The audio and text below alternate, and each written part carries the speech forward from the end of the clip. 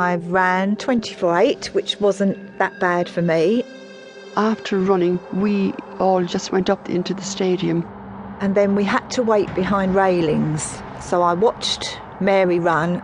那个 Mary Peters 是我非常崇拜的。 Mary Peters is special. She was my idol, really powerful. I only remember that I could feel the atmosphere in the stadium, and I felt pretty good with it. Mary had to run faster than she ever ran in the 200 metres to maintain her lead. I was expecting Mary would run as hell. I could see her going and going and going, and I was trying to keep up with her, but you just don't know. You just don't know. As the top 8 competitors entered the straight in the final event of the women's pentathlon at the Munich Olympics of 1972, the BBC's Ron Pickering stopped observing and started willing. "Come on, Mary," he shouted, a commentator turned coach urging her on.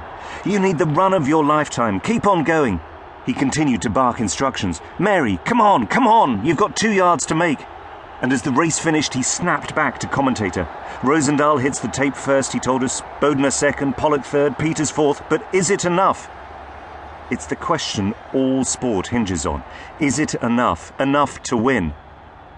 And as you heard Mary tell me when I spoke to her after a recent trip back to Munich 40 years on, you just don't know.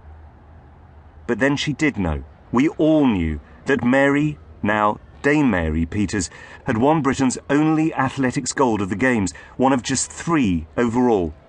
And of course this programme is about her success, but it's also about memories and stories, and they come from the people who Mary beat to become Olympic champion, the women who also ran, jumped and hurdled 40 years ago. That year was for me my final of my career, and like a final should be like putting on a crown. Heide Rosendahl, now Heide Ecker Rosendahl, was the host nation's golden girl, 26 years old, tall, and unusually for an athlete, wearing glasses. She was already Olympic long jump champion when the pentathlon began. But it was the multi-discipline event, the hurdles, shot, high jump, long jump and 200 metres, which was her real passion. Competition was fierce from Mary Peters on one hand and the East German world record holder Burglinde Pollack on the other. If you're an athlete, you know your way, you know how to fight. If you don't have the pressure, there would be no good result at the end. For all the professed amateur ethos of the Olympics back then, no one was pretending the playing fields were even.